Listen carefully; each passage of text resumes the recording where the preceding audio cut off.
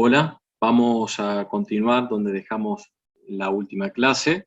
Vamos a realizar los ejercicios de pavimentos flexibles, un ejemplo de cada uno de los métodos que se han visto. Vamos a comenzar con el método ASTO, el cual uno de los primeros parámetros para poder trabajar con el método es la determinación de los ejes equivalentes, también denominados W80 o W18, los ISAL. Bien, tienen diferentes nombres que lo hemos mencionado en el transcurso de cuando se ha desarrollado el método.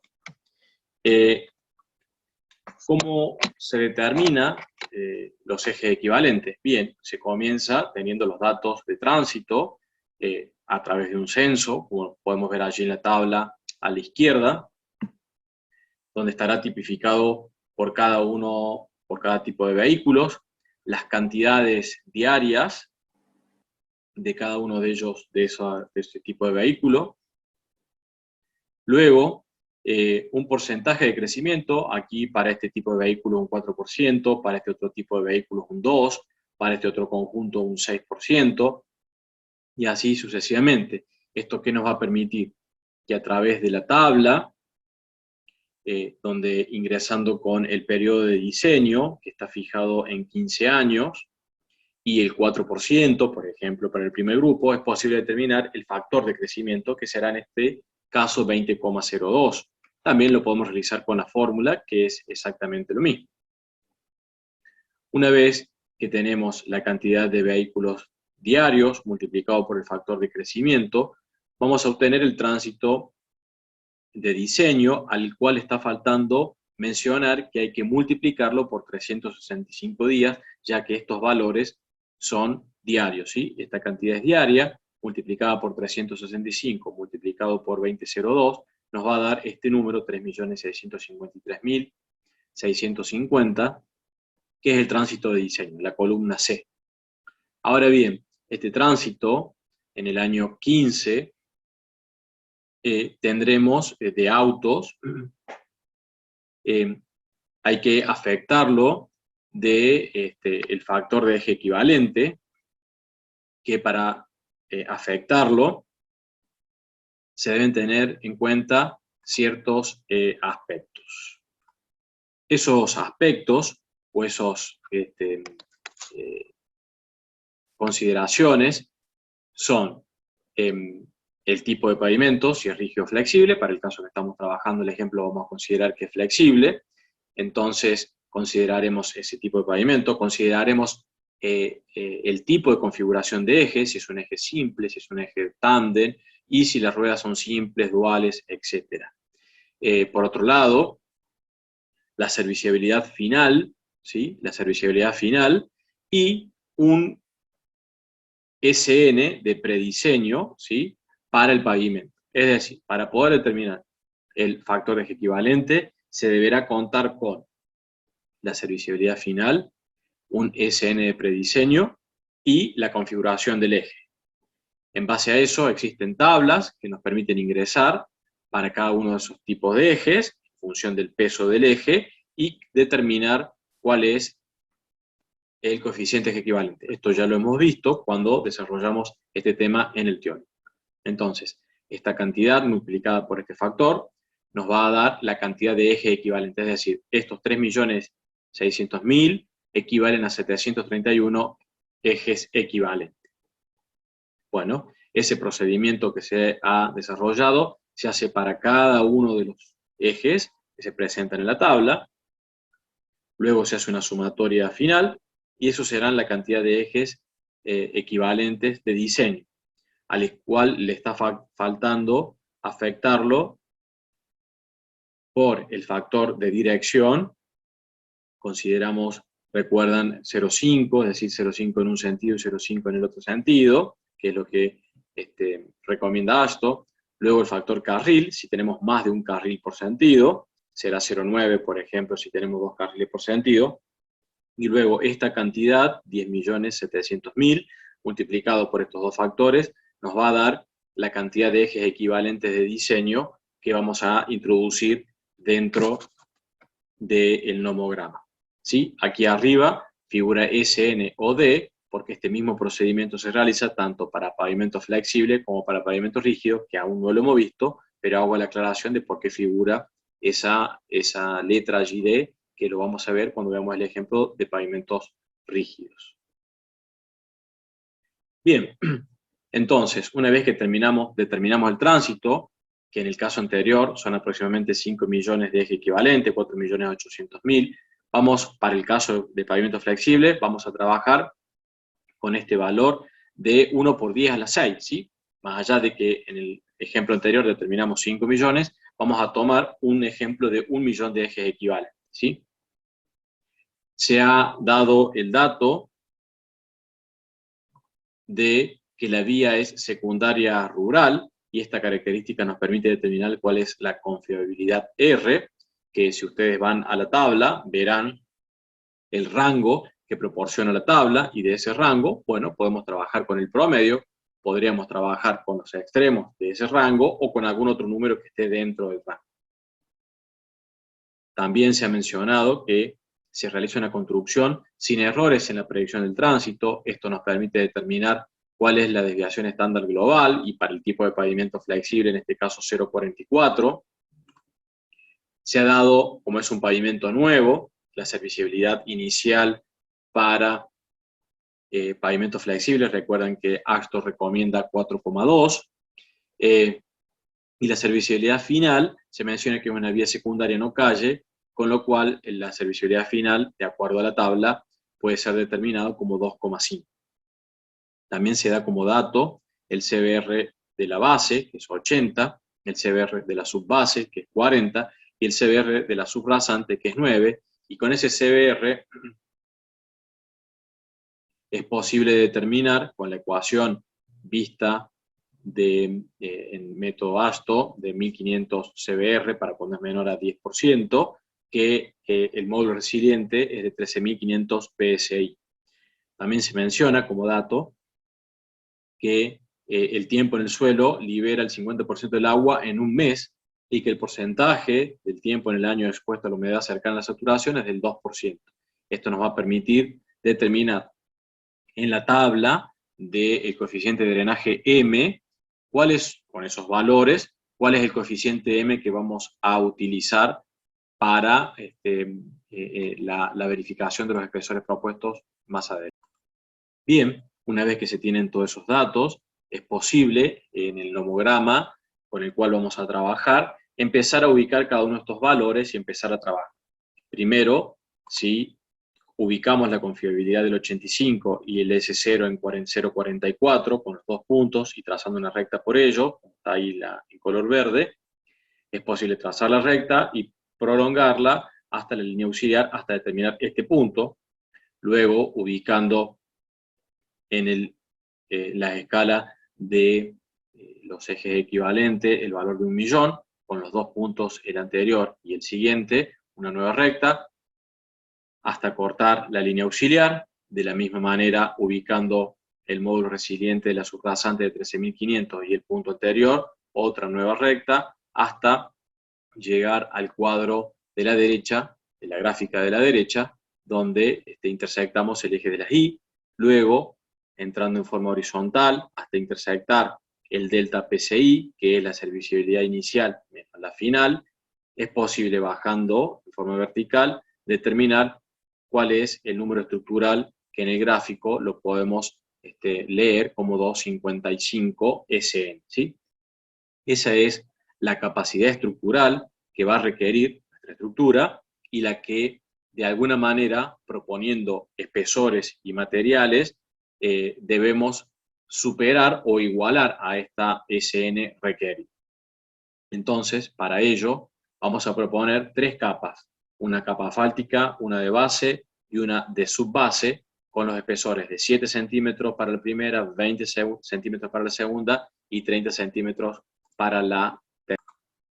Con esos materiales y espesores propuestos, se empiezan o comenzamos a determinar diferentes valores, ¿sí? También de la mezcla asfáltica se adopta una estabilidad de 1000 kilogramos. Puede surgir del ensayo de estabilidad realizado, o si tenemos algún otro dato, vamos a ver algunos otros ejemplos posteriores.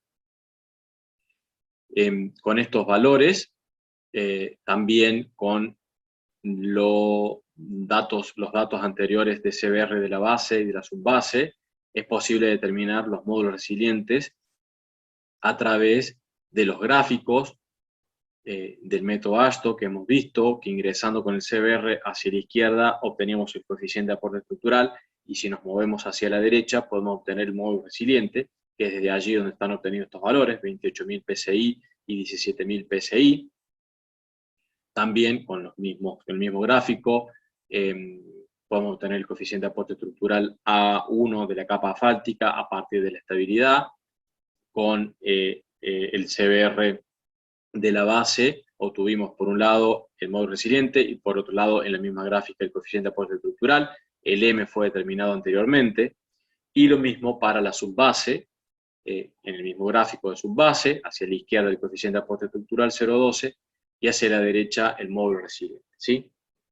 Bien, entonces, con todos estos valores procedemos a empezar a realizar algunos cálculos, donde el espesor propuesto de 7 centímetros de capa asfáltica son 70 milímetros, que dividido 25,4, ¿sí? Llevándolo a pulgadas,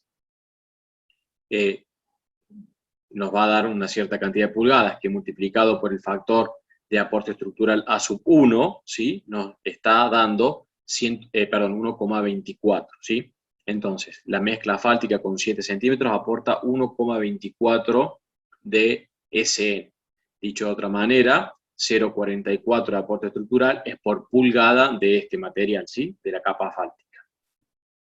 Realizamos lo mismo para lo que sería la capa de base, 200 milímetros, dividido 25,4, por 0,135, que es el coeficiente de aporte estructural, por 0,93, recuerden que es el coeficiente de drenaje, entonces la capa de base aporta 0,99 de SN. De la misma manera, el mismo procedimiento, realizamos para la subbase. Luego, la sumatoria de los tres aportes estructurales de cada una de las capas está dando 3,11, ¿sí? Ese 3,11 es mayor que el 2,55 que se necesita o el requerido. Es decir, esto es una verificación que es global, luego vamos a hacer la verificación capa por capa, pero la verificación global es el SN requerido es o tiene que ser menor a el aportado por las capas propuestas. Entonces, aquí estamos viendo que este método no es un método de diseño, sino que es un método de verificación, ya que los espesores no surgen por el cálculo, sino que los espesores y los materiales son propuestos y son verificados a través de esta metodología que aporten o den un aporte estructural mayor al requerido. Bien, una vez que se ha realizado esta verificación global, se procede a la verificación capa por capa, que ya lo hemos explicado cuando vimos la parte teórica del método, en donde esta verificación consiste en determinar los SN, ¿sí? Como si el pavimento no estuviese ubicado en la última capa, que era la subrasante, que era el SN3, ¿sí? El SN3 ¿a qué va a ser igual? Y bueno, al SN que determinábamos anteriormente, al de, volvemos un poquito, a este SN de aquí, ¿sí? Porque acá hemos ubicado el valor de módulo resiliente de la subrasante. Ahora, si dejamos todo esto como está y movemos aquí, en vez de ubicar el valor de la subrasante, ponemos el de la base o el de la subbase, comenzamos con la subbase, ¿sí? Por ejemplo, el de la subbase, el valor que teníamos era de 17.000, perdón, PSI, y dejando todo como está, si movemos este valor y ponemos el valor de la base de 28.000, será por aquí, vamos a obtener distintos SN en función de mover este único valor que está acá. Eso es lo que está ejemplificado, lo que está calculado en la siguiente presentación, aquí. Este es el primero considerando el módulo resiliente de la este subrasante. Aquí es considerando el módulo resiliente de la base, y aquí es considerando, perdón, de la subbase, y aquí es considerando el módulo resiliente de la base. Y se han obtenido estos otros dos SN, ¿sí?, a través del mismo gráfico. Luego, con el SN1, ¿sí?, el SN1 dividido el aporte estructural de la capa asfáltica, nos va a entregar un espesor que va a estar en pulgadas, 4,28, llevándolo a centímetros es 10,84, ¿sí? Obviamente que este espesor constructivo no se realiza así, sino que va a ser de 11 centímetros. 11 centímetros, 110 milímetros, llevado a pulgadas y multiplicado por el coeficiente de aporte estructural, básicamente es el mismo número SN del cual partimos, ¿sí? Hay una pequeña diferencia de espesor, pero es tan pequeña que no es perceptible en el número estructural. Pero podría haber alguna diferencia un poco mayor, con lo cual este número podría cambiar. Entonces, si cambia, se le denomina SN1 asterisco. Luego, el espesor 2 es el SN2, que hemos determinado anteriormente, menos el S1 asterisco, ¿sí?, que hemos calculado antes, dividido el coeficiente de aporte estructural de la base y el coeficiente de drenaje. Realizando todo este cálculo, vemos que nos está dando 3,12, que son 79,14 milímetros, ¿sí?, 8 centímetros. Se adopta 80 milímetros, se vuelve a calcular el SN2 asterisco, como hicimos en el caso anterior, y se realiza el mismo procedimiento hacia abajo. Bien, con esta metodología lo que se está haciendo es verificar que estos espesores que están aquí, ¿sí?, sean al menos, ¿sí?, iguales a esto o inferiores. Si son mayores estos espesores que determinamos aquí, perdón, este espesor de aquí, este espesor de aquí y este espesor de aquí, si estos son mayores a los propuestos anteriormente, bueno, entonces hay que adoptar los otros valores porque no está bien verificando esta situación. Al ser menores estos dos, vamos a quedar con estos dos espesores, ¿sí?, el de base y subbase. En el caso de la capa asfáltica, aquí está necesitando 11 centímetros para esta verificación y el propuesto es 7, con lo cual vamos a adoptar 11, porque en esta verificación requiere 11, ¿sí? Espero se haya entendido, es decir, de ambas verificaciones se adopta el mayor. Si adoptásemos estos menores valores acá y los introdujéramos en esta verificación global, no verificaría o podría no verificar la verificación global, valga la redundancia, ¿sí? Espero se haya comprendido. Es decir, luego de realizar esta verificación, la estructura va a quedar con 11 de mezcla asfáltica, 20 y 20. Estos dos valores, 79 y 47, son menores, con los cuales se dejan los 20 y 20 del ejemplo anterior.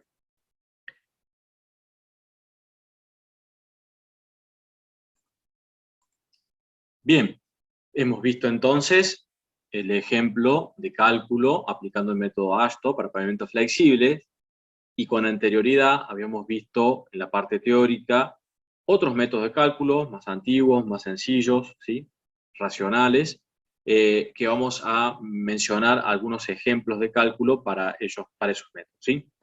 Estos ejemplos que están viendo allí y el anterior de ASTO y otros más, lo tienen en la guía de trabajos prácticos que ha sido subida en el autogestión, con la cual tienen varios ejercicios para desarrollar, y en la parte final de la misma tienen la resolución y tienen el desarrollo paso a paso de cada uno de los ejercicios, y donde está especificado de qué página y de qué apunte se ha sacado cada una de las ecuaciones, parámetros, tablas, etcétera, para que ustedes puedan ir siguiendo el paso a paso y de esa manera les resulte más sencillo y no perderse.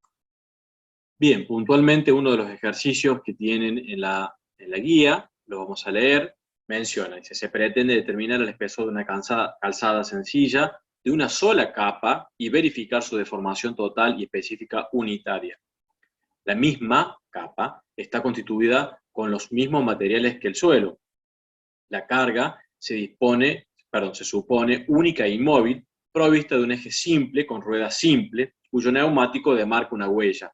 Para ello, se han realizado las determinaciones de peso por eje de 8,2 toneladas, presión de inflado de neumático de 81,5 psi, y el censo determinó que la cantidad de eje de 8,2 toneladas que circulará es de n sub 8,2 igual a 5,8 por 10 a la quinta, significa de 580.000 ejes equivalentes.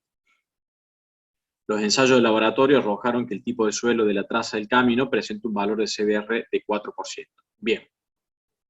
Lo primero acá es identificar que estamos en presencia de una sola capa, entonces es el método de Spusinez, donde el método propone para la determinación de la tensión a diferentes profundidades la siguiente ecuación, donde la siguiente ecuación tiene la carga Q, que está como dato, también tenemos el Z y el A, ¿sí?, que es de la huella. El A no está como dato, pero sí tenemos la carga P y tenemos, bueno, la forma para determinarlo, el A partir de despejarlo de esta ecuación. Entonces allí podremos trabajar, perdón, allí podremos trabajar para determinar el sigma Z.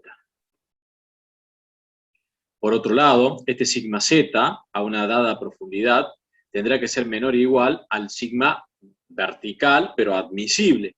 ¿Cómo se calcula este sigma vertical admisible? Bueno, aquí está la ecuación que está propuesta por estos autores, la encuentran en esta página, en el apunte de la cátedra del ingeniero Toledo de Vías 2, ¿sí?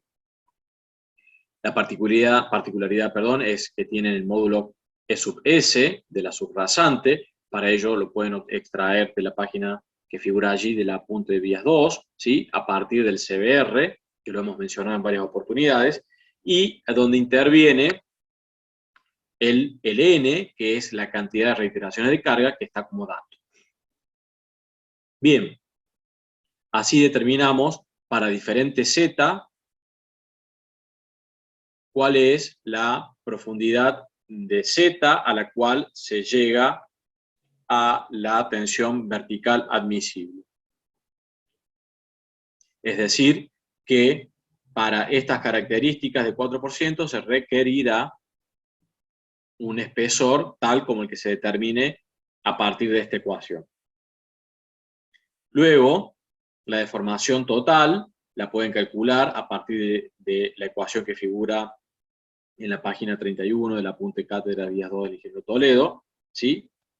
Con esa ecuación la pueden comparar con la deformación en milímetros total, ¿sí?, según lo que determinan en el gráfico, o también con la ecuación. Por eso aquí que figura que esta deformación tiene que ser mayor o menor que el W. Si es mayor, entonces no verificará, y si es menor, si es mayor verificará, y si es menor no verificará.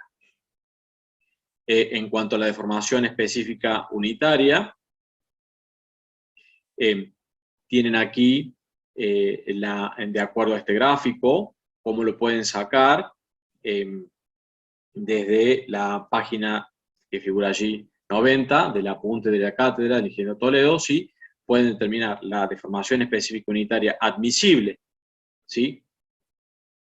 Bueno, si ustedes determinan la deformación específica unitaria admisible, esa es la admisible para la estructura.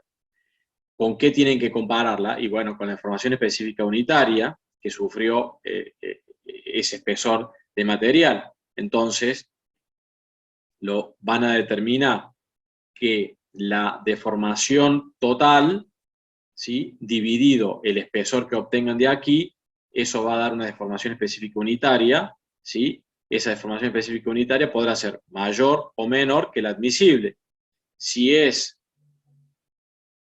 menor, si es mayor que la admisible, no verificará, y la situación inversa va a verificar, ¿sí? Espero que se haya comprendido. De todas maneras, toda esta metodología y el paso por paso, como ya se los mencioné, está en la guía de trabajos prácticos, está todo desarrollado, calculado, cada uno de los ejercicios al final de la guía. Continuando con los ejercicios, menciona, dado el ejercicio anterior, con los datos presentados, se ha decidido incorporar una segunda capa, base por ejemplo, de material granular sobre la subrasante, que actuaría como calzada. La misma presenta un valor de CBR de 80% y con un espesor de prediseño de 30 centímetros. Será necesario realizar la verificación de la tensión vertical y la deformación sobre la subrasante y proponer un mayor espesor de la base en caso de que así lo requiera. Entonces, es necesario identificar que se está en presencia de dos capas, con la cual aquí estamos en la situación de lo que se ha visto de Burmeister. Para ello, vamos a determinar la tensión vertical a través de la forma que figura en la página 47, la figura 3, allí está especificado qué número de figura y demás, teniendo presente la relación de los módulos, ¿sí? La relación de los módulos y el Z sobre A, recuerden que era la gráfica de Burmeister, y a partir de ello tenemos la sigma Z a una determinada profundidad, que la debemos comparar nuevamente con la admisible que ya la hemos calculado en el ejemplo anterior. Aquí está lo que les mencionaba, con la relación de los módulos y el Z sobre A, vamos a obtener de la gráfica anterior, vamos a obtener el sigma Z sobre Q, como Q lo tenemos, vamos a despejar el sigma Z. Vemos si verifica o no verifica, si necesita mayor espesor de base, habrá que modificar el Z, o si necesita mejorar, por ejemplo, la calidad de uno de los materiales, que sería el caso de la base, donde podremos mejorar el CBR, aunque tiene un CBR, bueno, por lo menos interesante. Bien.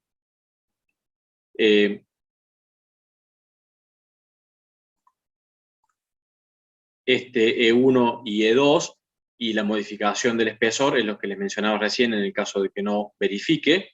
Luego la determinación de la deformación de la capa va a estar dada por la ecuación que figura allí en el apunte y está especificado dónde, pero es a través de un coeficiente F2 que va a ser a partir de la relación entre Z y A, ¿sí? Que ya lo hemos calculado, y la relación de módulos. A partir de esto es posible determinar el F, y ese F2 es posible determinar el W. Este W tendrá que ser mayor o menor que la deformación admisible que hemos calculado en el caso anterior, y de esa manera verificar si cumple o no cumple, con lo cual podrá darnos una idea si verifica o no la estructura y si habrá que modificar los espesores o la calidad de los materiales. Bien, y continuando con otro tipo de ejercicio, dado el primer ejercicio con los datos presentados, se ha decidido incorporar una tercera capa flexible, que es una capa asfáltica, a modo de superficie de rodamiento, sobre las dos capas del ejercicio anterior. La capa asfáltica se ha previsto que posee un módulo de 160.000 kilocentímetros cuadrados, con un espesor de 12 centímetros. La capa de base presenta un valor de CBR de 80% y con espesor de prediseño de 50 centímetros. A los fines prácticos, se estima un coeficiente de Poisson de 0,5. Será necesario realizar la verificación de la tensión vertical sobre la subrasante y la deformación específica unitaria en la fibra inferior de la capa asfáltica. Recuerden que son los criterios con los cuales se ha trabajado en el método tricapa y que también dio origen luego al método Shell. Bien, obviamente que hay que identificar en el método en el que se está, y el método, ya lo hemos mencionado, es el sistema elástico de 3 capas. Este método, ¿cómo trabaja? Bien, este método, el sigma Z en la subrasante, que lo llama sigma Z2 subrasante, es igual a un coeficiente ZZ2 por Q. Este ZZ2, ¿sí? El Q es dato, y el ZZ2, recuerden que se obtenían a partir de las relaciones que proponía el método, que era entre los módulos L1 sobre 2, L2 sobre L3, obteniendo el K1 y el K2, también las relaciones A mayúscula igual a la relación de A minúscula sobre H2, y H mayúscula a la relación de H1 sobre H2, y a partir de esas relaciones poder determinar con las tablas de Jones o con los gráficos que fueron realizados a posterior de Petit, cuáles son los coeficientes ZZ1, ZZ2, etc. ¿Sí? Entonces, con esas relaciones se obtiene el ZZ2, que se ha mencionado en la parte teórica, como les mencionaba recién, y nos permite determinar el sigma. Que este sigma nuevamente tendrá que ser menor a lo determinado desde lo que venimos haciendo en el primer ejercicio, ¿sí?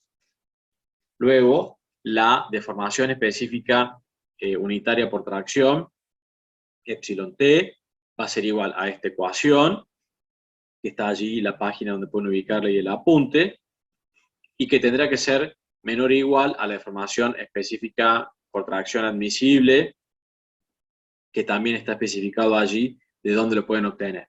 Para el epsilon t es necesario conseguir el sigma R1 y el sigma Z1. El sigma R1 lo calculan con la ecuación y vemos que tenemos un coeficiente RR1 que lo obtienen con los mismos parámetros mencionados anterior, K1, K2, H y A, y en las tablas también mencionadas. El ZZ1 de la misma manera se obtiene con las mismas relaciones. Y a partir de ello es posible calcular el sigma R1. Y el sigma Z1b, que es el de la base, es el ZZ1, que es el coeficiente anterior, por el Q. Con todos estos valores es posible calcular el epsilon t, y el epsilon t compararlo con el epsilon admisible que figura en la página, lo que está allí, o en la gráfica, o en la ecuación, depende de lo que se disponga, para poder compararlo, ¿sí? Que es lo que está aquí. La tensión de compresión en la subrasante tiene que ser menor a la admisible, que es lo que está acá, y la de tracción en la fibra inferior de la fibra asfáltica tiene que ser menor a la admisible, ¿sí? Si estas dos situaciones se dan, verifica. Bien, y por último, de los ejercicios aquí mostrados, vamos a avanzar sobre lo que es el método Shell. Vamos a leer el enunciado. Dice: se pretende diseñar los espesores de una calzada. Para ello, se han realizado las determinaciones de peso por eje de 8,2 toneladas, de censo que determinó que la cantidad de ejes de 8,2 que circulará es de 1 por 10 a la 7, y la temperatura media anual ponderada del aire es de 20 grados. Los ensayos de laboratorio arrojaron que el tipo de suelo de la traza del camino presenta un valor CBR de 5%. Además, se proyecta una capa de subbase con un CBR de 20% y una de base de CBR 80%. Asimismo, se han propuesto dos tipos de mezclas asfálticas cuyos códigos son S1 F150 y la otra S1 F100. A los efectos prácticos, se solicita diseñar considerando dos situaciones. En la primera, dimensionar solo con capa asfáltica, y en la segunda, la capa asfáltica y las diferentes capas granulares. Es decir, proponen dos códigos de mezcla, y para ambos códigos de mezcla, en uno considerar todo mezcla asfáltica sin capas granulares y sobre la subrasante, y en el otro considerar el otro código de mezcla y considerar las capas granulares de acuerdo a lo que se pueda diseñar. Bien, entonces obviamente estamos en presencia del método Shell, con el CBR que tenemos de la subrasante a través de la tabla que hemos utilizado bastante, que está allí en la página 78 donde la encuentran. Es posible con el CBR determinar cuál es el módulo de la subrasante, en este caso 500 kilos por centímetro cuadrado, ¿sí? Y tenemos como datos el CBR de la subbase y de la base, y los dos códigos de mezcla. Bien, vamos a tomar, por ejemplo, para el primer código, S1 F150, ubicamos la carta o la tabla correspondiente, donde tenemos el código S1 F150. Para este otro código habrá otra carta, como esta que están viendo acá, pero habrá otra. La temperatura media ponderada del aire de 20 grados, que es el dato que se ha proporcionado antes. El módulo de la subrasante de 5 por 10 a la 7 newton metro cuadrado, que es lo que está aquí, o en kilos centímetros cuadrados, ¿sí? Bueno, y lo que es variable es el número de ejes equivalente, donde aquí está expresado de 1 por 10 a la 7, es decir, 10 millones de ejes equivalentes. Entonces, si ubicamos los números de eje equivalentes correspondientes a esta gráfica, a esta curva que está aquí, la de 10 a la 7, ¿sí? Y tenemos todos los otros datos. Entonces, para la primera situación, donde nos mencionan que sea todo con capa asfáltica, bien, entonces si es todo con capa asfáltica, estaremos por aquí, ¿sí?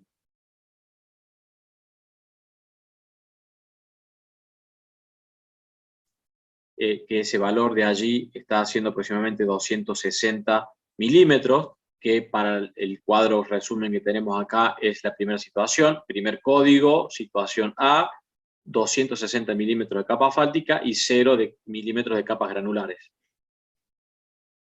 Y para la segunda situación, donde consideramos capas asfálticas y capas granulares, para 10 a la 7, ¿sí? Podríamos ubicarnos en este valor que está aquí, ¿sí? En la unión de ambos criterios de falla del método, o podríamos desplazarnos en las inmediaciones de este punto, o, como también se ha mencionado en el teórico, adoptar algún otro criterio, por ejemplo, podría ser ubicarse aquí, o para no construir una capa con un CBR de 80, por ejemplo, porque no se dispone de los materiales para poder producir esa capa, bueno, etcétera. Nos podemos mover por esta gráfica como se desee. Suponiendo que vamos a ubicarnos en este punto para construir 150 milímetros de capa asfáltica, que es esta situación, ¿sí? Nos están quedando aproximadamente unos 400 milímetros de capas granulares, ¿sí? Que es lo que está allí. Esos 400 milímetros de capas granulares pueden ser divididos, sí, en 150 milímetros de subbase con un CBR 20, ¿sí? ¿Por qué es eso? Si nosotros nos movemos en forma horizontal de esta forma, deberían ser construidos con CBR 20 desde aquí hasta la primera línea auxiliar que tenemos de un CBR 20 y bajar en forma vertical nos está arrojando 150 milímetros de CBR 20, que sería la subbase. Y luego, en forma horizontal, continuando por el mismo punto que tomamos como criterio de diseño, continuando hacia la derecha, entre los 150 y los 400, ¿sí? La diferencia va a ser de un CBR, podría ser de 40 y de 80, pero como la capa de base es de 80, se adopta directamente todo este espesor de un CBR 80. Además, constructivamente, hacer un espesor de este valor al siguiente valor tan pequeño en centímetros con CBR 40 para luego pasar a un 80, constructivamente no sería lo más adecuado, ¿sí? Bien, espero se haya comprendido esta forma de determinación. Para el otro código de mezcla se realiza de la misma manera, solo que cambia la carta, ¿sí? Esta será otro código. Tenemos tantas cartas, como ya se ha mencionado, para diferentes combinaciones. No existen todas las combinaciones posibles. Recuerden que es un método, digamos, antiguo, en donde proporcionaba ciertas cartas y que los valores debían ser ubicados de acuerdo a las cartas disponibles. Bien, esto ha sido por la clase de hoy. Vamos a continuar la clase siguiente con la misma metodología de las grabaciones. Y recuerden que la guía de trabajos prácticos está subida en autogestión y pueden resolver y ver estos ejercicios y varios otros más.